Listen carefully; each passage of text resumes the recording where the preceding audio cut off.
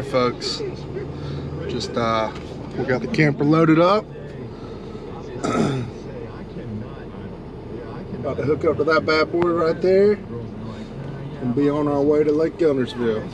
About a 2-hour trip. Start practice for the Bassmaster Classic in the morning, man. It's pretty exciting. Can't win the tournament in practice, but hopefully we can figure out a few ways to catch about a 30-pound bag. All right, we're hooked up, ready to roll. When I get there, I'll show y'all inside the house. Everybody always asks me about it. That's my home away from home. A little bit bigger than it looks on the back of that truck. Let's get to Gville. 2 hours. There she is. The big G. Hadn't seen her in a while. Actually been probably last June since I saw her. Looking good out there. Got all reds over here. Main channel over here.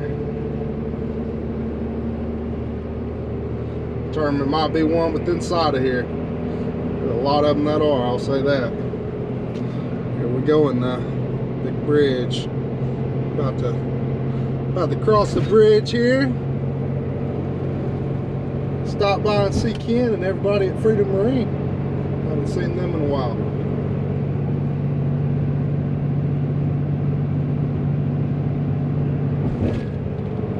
Might catch one over there somewhere. State Park, about 10 miles that way.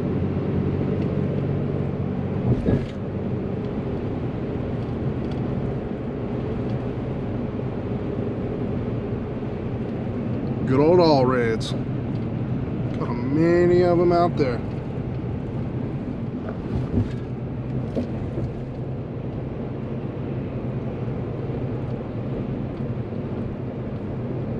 It's 41 degrees.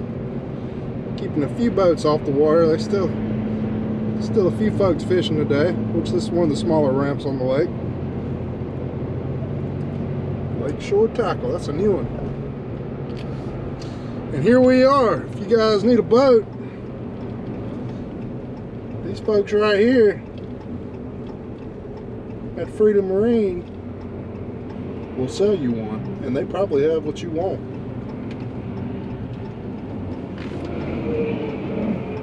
Alright, I'm gonna ease inside. See how proceed to the route. Doing. TomTom's telling me different. Here we go. Proceed to the route. I know where I'm at.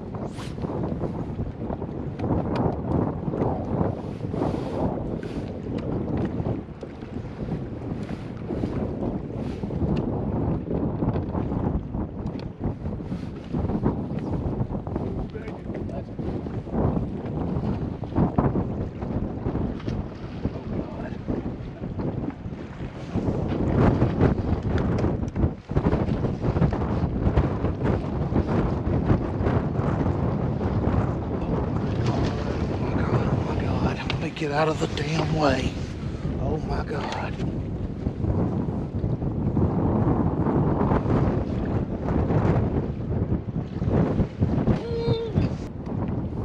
They're gonna be up asleep. Oh, there'll be a local on the morning. Well, let's keep our fingers crossed if there's not. Yeah, 'cause you got a hell of a run up here.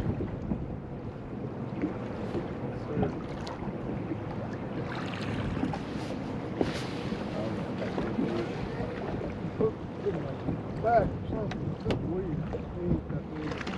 he ain't even gonna throw now.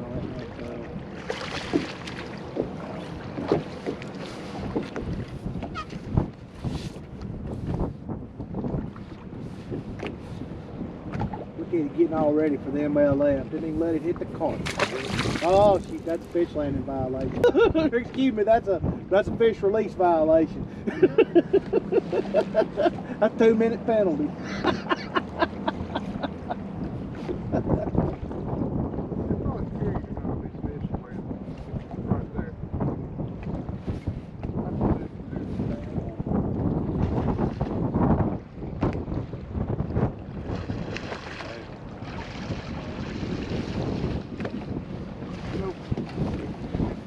coil. Do what now? Fish.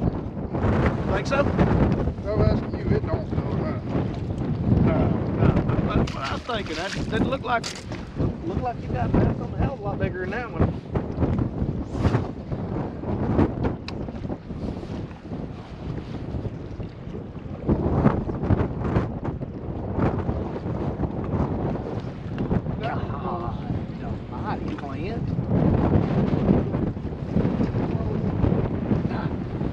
It's hard to tell, man. I play that not cold though. Wait a minute now.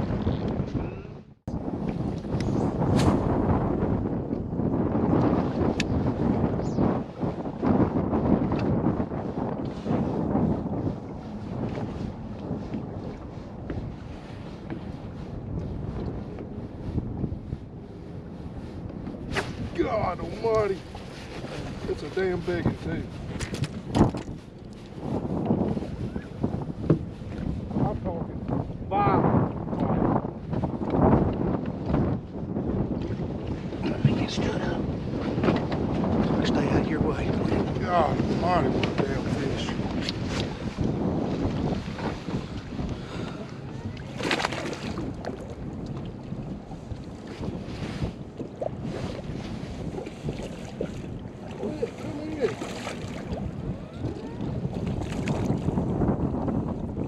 Yes, sir. Yes, sir. Yes, sir. Yes, sir. Yes, sir. That's nice Good right one, there. man. Golly, look at it. Look at that. Yeah. White too. It scared me. Really? Yes. You heard me. I said God almighty before I ever set the hook.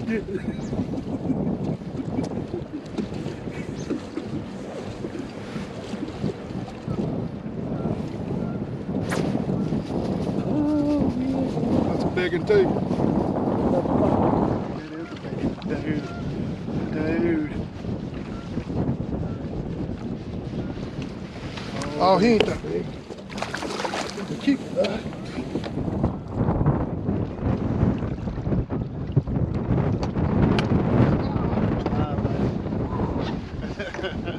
And there's a lot of fish right there. Yeah. I gotta put them to the master. I got excited. Where you want to go on that last one? 3.5. All right. What about that, dude? All right. Does that put me at weight limits?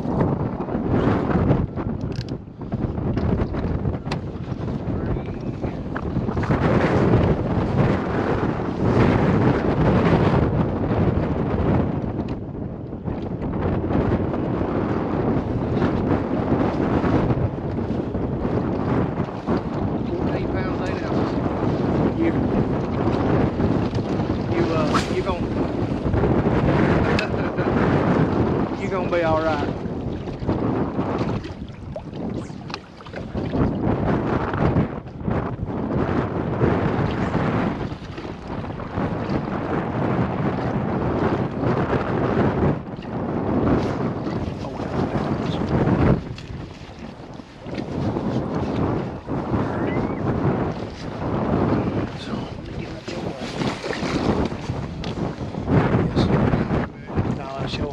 I thought it was another good one way I rod towed up.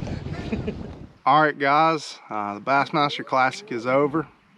I just wanted to go over the rods I use, baits, line, reels, everything. Had a great first day, man. Had 21 pounds and change, sitting right there in second in the Bassmaster Classic. It was an awesome experience. Got to weigh in right there in front of the home crowd in Birmingham. It's one of those experiences that I'll never forget. It was a great deal, man. The 50th Bassmaster Classic, Birmingham, Lake Guntersville. What an awesome experience, and then it'll make me work even harder this year to qualify for that 51st Classic, wherever it's going to be. They'll be releasing it soon. But again, thank all y'all. Thanks to everyone for all your support, man. It means the world to me. It really does. Thanks for reaching out to me. And with all that said, here's the baits that I use. What I use is what I'm going to show y'all. So these are not sponsored baits, all of them, and you know, it is what it is. It's part of fishing. I use a lot of my sponsored baits, but sometimes they don't make a certain bait that we're fishing with. And for this one, it's pretty simple. It's a chatterbait. There's not but one out there, and it's called a chatterbait. No, you know, you can try to knock them off, but this dude right here is the jackhammer, best one on the market. I threw a black and red one, 1/2 ounce. Threw it on 16-pound Yozuri top knot, 6:6 to 1 ratio reel. Abu Garcia Revo STX. Absolutely love these reels. It's the only model I'm throwing this year, other than the winches for my crankbaits. The other thing, man, the rod. I mean, absolutely, without a doubt, the greatest chatterbait rod on the market. And they actually build this in 3 different lengths. I love the 764. They make it in a, this one's a 7.6 4-power. They make it in a 7.4 4-power and a 7.1 4-power. I throw the 764 when I'm just, you know, bombing it out there, and I'll throw the 714 if I'm working around docks or, you know, laydowns, anything that, you know, that I got to be really precise with. But that's my chatterbait setup. Next one here is the one I talk about all the time. It's the Auto Bass, what I call it. It's the Yozuri 3DS, crawfish color. That's the shallow diver. 12-pound Yozuri top knots, what I threw on it. Another deal, dude. The rod. This rod's awesome. The Phoenix X10 crankbait rod. Not a finer rod out there for throwing smaller crankbaits. Revo winch reel, so I could really slow down my retrieve. That was a big deal for me there. It seemed like, you know, if you got in too big of a hurry, you weren't getting a bite. Those fish were, man, they were cold. They were in a bad mood. We've had 1,000,000 inches of rain, super cold front coming through. It was just all around some of the toughest conditions you could ask for to fish a bass tournament, to fish in the Classic. But yeah, keeping it slow was a big deal. The other one, and I think I caught a couple on this in the tournament, but I found a lot on it in practice. The Yozuri Rattling Vibe, man. Tried and true, tested over the years. To me, the best lipless crankbait on the market. That's your Rayburn Red crawfish. Absolutely love it. That's what I throw. X13 Phoenix crankbait rod. It's great for ripping out of grass, which is what I was doing with this. It loads good, but at the same time, it's stiff enough where you can rip it out of the grass. 16-pound top knot on this as well. Revo STX, 6:1 ratio on this one, so I could, you know, catch up with my line and get it free from the grass. That's the other one. And then the last one I threw, and that's the 714 Phoenix Recon, 6:1 ratio. Actually a 3/8 ounce chatterbait, same as the other one, just a 3/8, and a Mr. Twister Buzz Bug. I rotated between those 2 trailers, and you know, just give the fish something a little bit different to look at. But that's my setup, man. It's been a great tournament. Enjoyed myself. Something, like I said, something I'll remember the rest of my life, and hopefully we're in that 51st one. That's all. Thanks for watching this. It is time for me to pack this boat up and go to Chickamauga. We've got a short couple of days here. Head to Chickamauga for the 2nd elite event of the season, and the way the weather's shaping up, it's probably going to be a slugfest, man. We're talking 60 to 70 degree days every day, and we've had it freezing temps the last few months. So I expect them to be flooding to the banks, and it's probably going to take some weight just to make the cut, much less win it. We'll see though. I'm excited about Chickamauga. I'll have that one up as soon as that event's over, and hopefully it goes well. You know, good or bad tournaments, I'm going to do these every tournament each year, each event, not each year. Yeah, all year I'm going to do it, but the whole season, good or bad event, I'll try to explain what I think went wrong, what went right, and that's it, guys. Thanks for watching. We'll talk to you after Chickamauga.